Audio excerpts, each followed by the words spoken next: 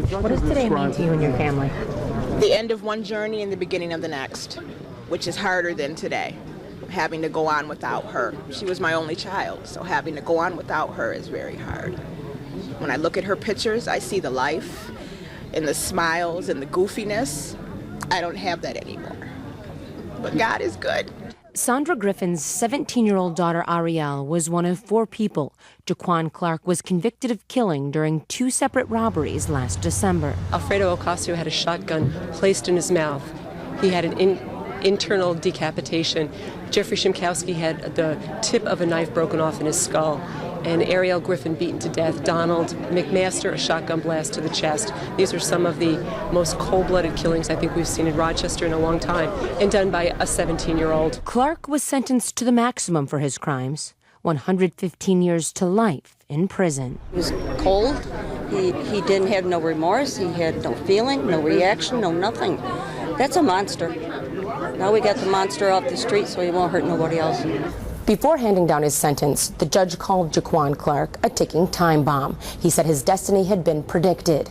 Clark's tendency towards violence had been diagnosed by a therapist several years before. It's very chilling that in 2006 he's telling a doctor that he has homicidal tendencies and recurring dreams of killing people. I think right there was a foreshadowing or a foretelling of what was to come in 2008. Clark's attorney says the system failed him.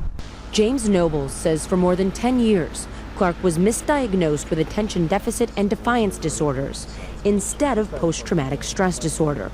Nobles says when Clark was 5, a pot of boiling water fell on him and burned half of his body. And of course, we never know what would happen in hindsight, but there is a significant question that if he had had the proper diagnosis in the beginning, you question whether we would be here today.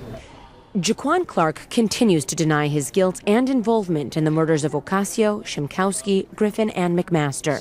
The prosecution said in his pre-sentence report, Clark blamed his cousin, Wayne Lloyd, for 3 more unsolved Rochester homicides. He blames it on his cousin, just like he blamed these homicides on his cousin, and clearly there was no link, no evidence linking Wayne Lloyd to any of these homicides.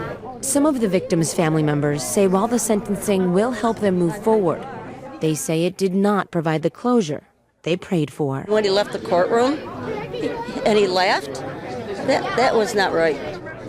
Leah George, YNN.